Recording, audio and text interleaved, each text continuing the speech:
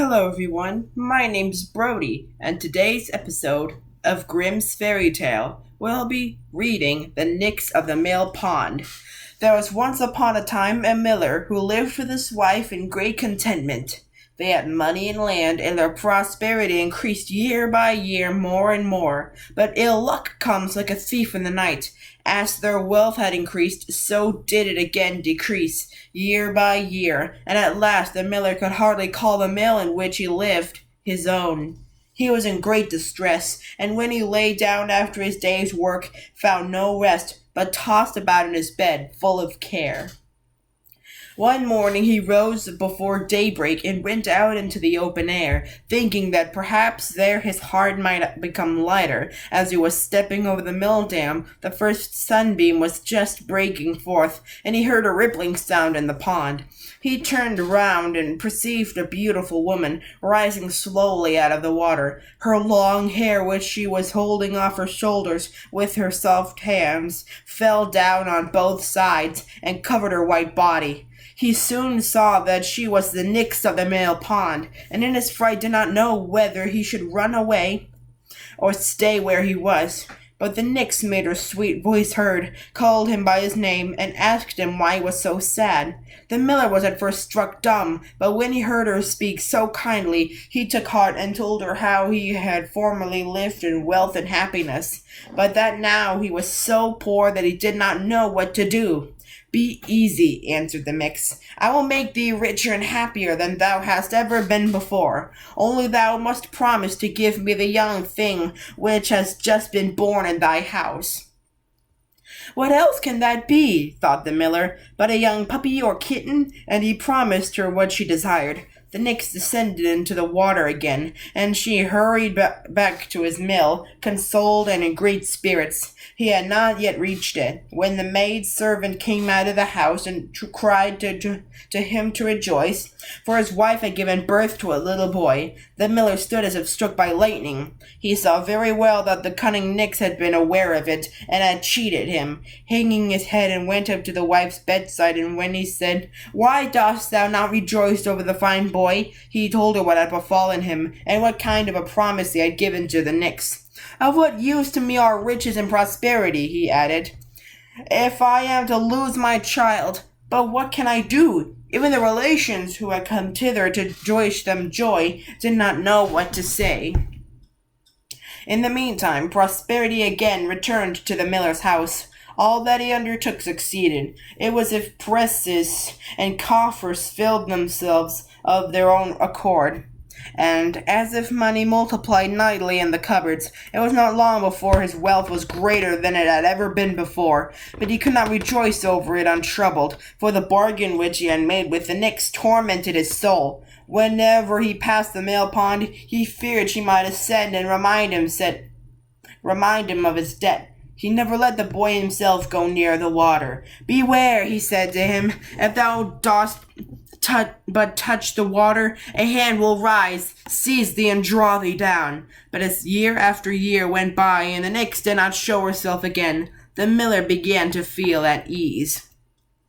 The boy grew up to be a youth, and was apprenticed to a huntsman. When he had learned everything, he had become an excellent huntsman. The lord of the village took him into his service. In the village lived a beautiful and true-hearted maiden, who pleased the huntsman, and when his master perceived that, he gave him a little house. The two were married, lived peacefully and happily, and loved each other with all their hearts. One day the huntsman was chasing a roe, and when the animal turned aside from the forest into the open country, he pursued it and at last shot it. He did not notice that he was now in the neighborhood of the dangerous mill pond, and went, after he had disemboweled the stag, to the water, in order to wash his blood-stained hands. Scarcely, however, had he dipped them in, the Nix ascended, smilingly wound her dripping arms around him, and drew him quickly down under the waves which closed over him.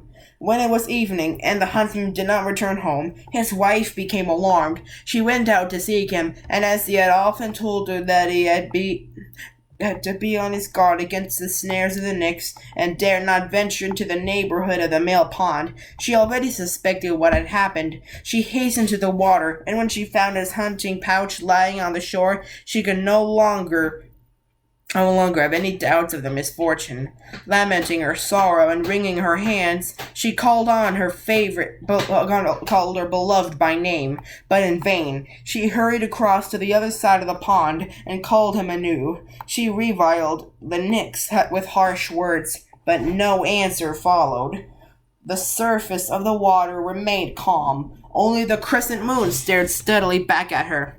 The poor woman did not leave the pond. With hasty steps, she paced round and round it, without resting a moment, sometimes in silence, sometimes uttering a loud cry, sometimes softly sobbing. At last her strength came to an end. She sank down to the ground and fell into a heavy sleep. Presently a dream took possession of her. She was anxiously climbing upwards between great masses of rock. Thorns and briars caught her feet, and rain beat in her face, and the wind tossed her long hair about. When she had reached the summit, quite a different sight presented itself to her. The sky was blue, the air soft, the ground sloped gently downwards, and on a green meadow, gay with flowers of every color, stood a pretty cottage. She went up to it and opened the door.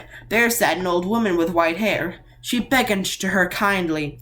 At that very moment, the poor woman awoke. Day had already dawned, and she at once resolved to act in accordance with her dream. She laboriously climbed the mountain.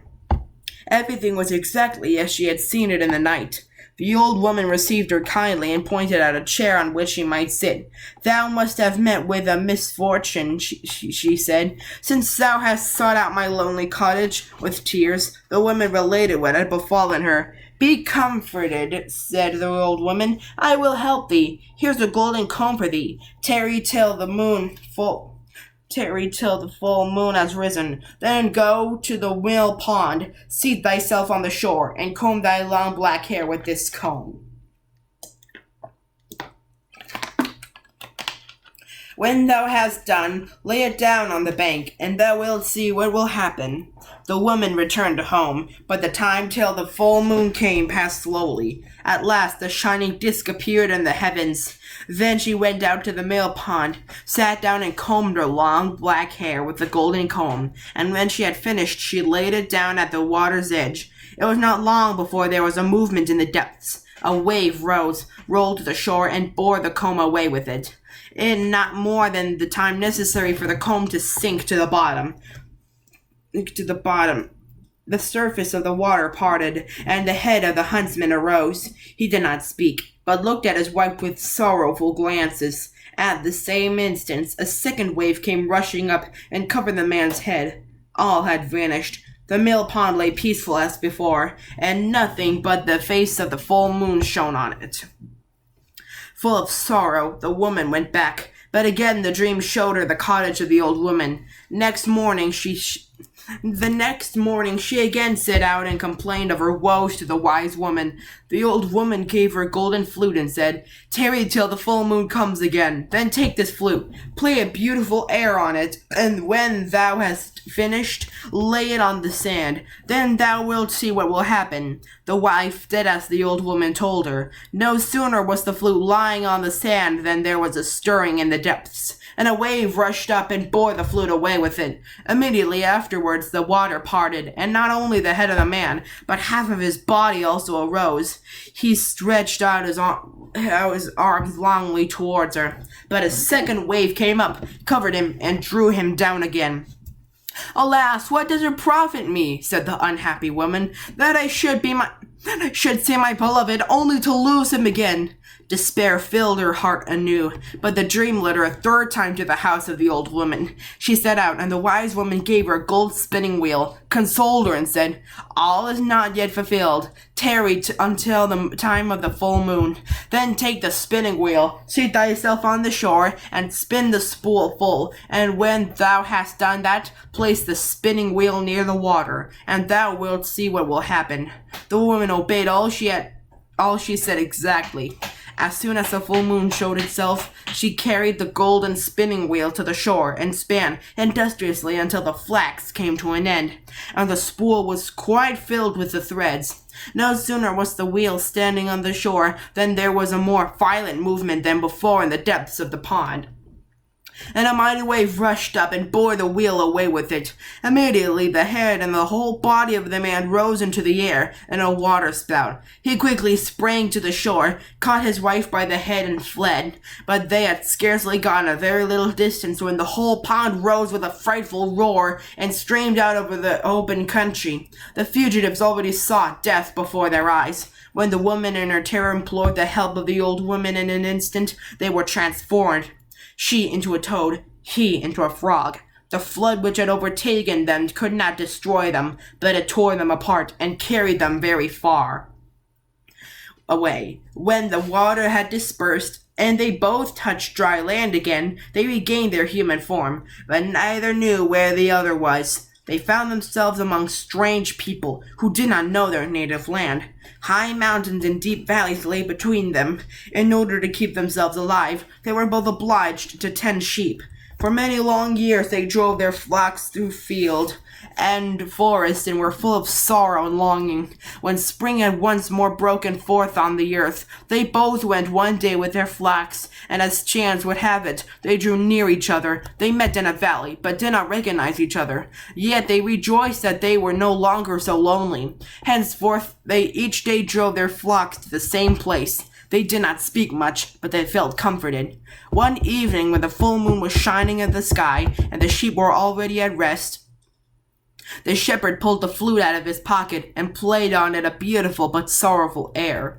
When he had finished, he saw that the shepherdess was weeping bitterly. "Why art thou weeping?" he asked. "Alas," answered she, "thus shone the full moon when I played this air on the flute for the last time, and the head of my beloved rose out of the water." He looked at her, and it seemed as if a veil fell from his eyes, and he recognized his dear wife. And when she looked at him and the moon shone in his face, she knew him also. They embraced and kissed each other, and no one need ask if they were happy. Be sure to like, comment, subscribe, and hit the notification bell so that way you won't miss any of my new episodes. This is Brody signing out.